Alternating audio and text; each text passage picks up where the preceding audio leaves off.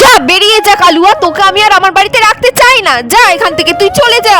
মালিক মালিক মালিক কোথায় চলে গেল আমার এখানে রেখে? আমি একা এখন কি করি? আমার অনেক খিদে পেয়েছে, আমি এটা নিয়ে যাই, যদি এতে কিছু খাবার থাকে।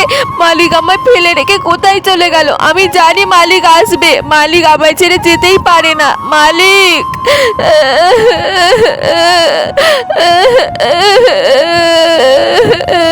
লা লা লা লা লা।